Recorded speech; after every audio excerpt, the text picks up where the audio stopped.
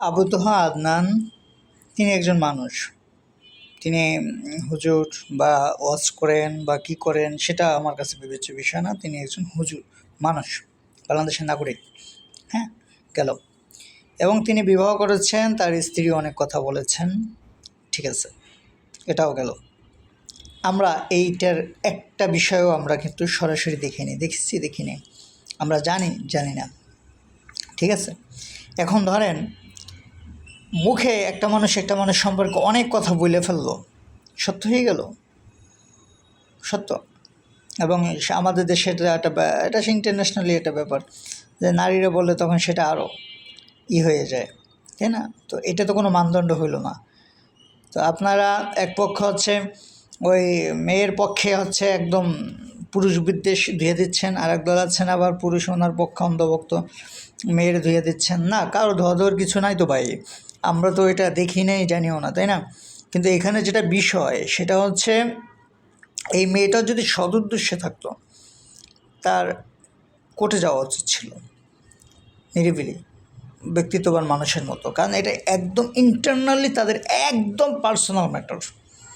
এটা অনলাইনে বলেন, ফাটাইয়ে ফেলান, এক করান অকান, প্রেসিডেন্ট ডাক্তার ইউনূসের কাছেও গেলেও কোনো লাভ নাই।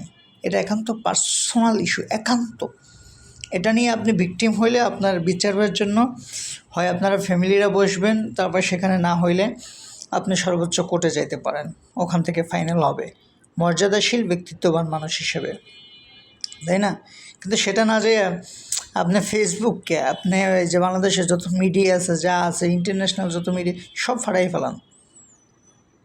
এর উদ্দেশ্য একটাই হইতে পারে, হয়তো দেখেন দুইটা মানুষ একসাথে থাকে, তাদের ভিতর কী হয় না হয় সেটা তারাই ভালো জানে, কিন্তু যতটুকু উদ্দেশ্য হইতে পারে সেটা হয়েছে ওনার যেটা অবস্থান আছে সে অবস্থানটাকে প্রশ্নবিদ্ধ করার মাধ্যমে এই যে ধর্মীয় ক্যাটাগরির যেসব মানুষরা আছে তাদের উপরে একটা হীন চেষ্টা করা।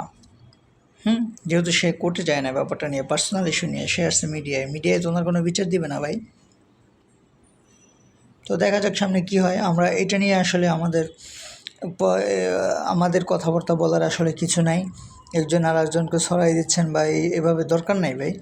পার্সোনাল ম্যাটার, একদম পার্সোনাল ম্যাটার অন্যর, সেটা নিয়ে আপনার কথা বলার কোনো সুযোগ নাই, কোনো সুযোগ নেই।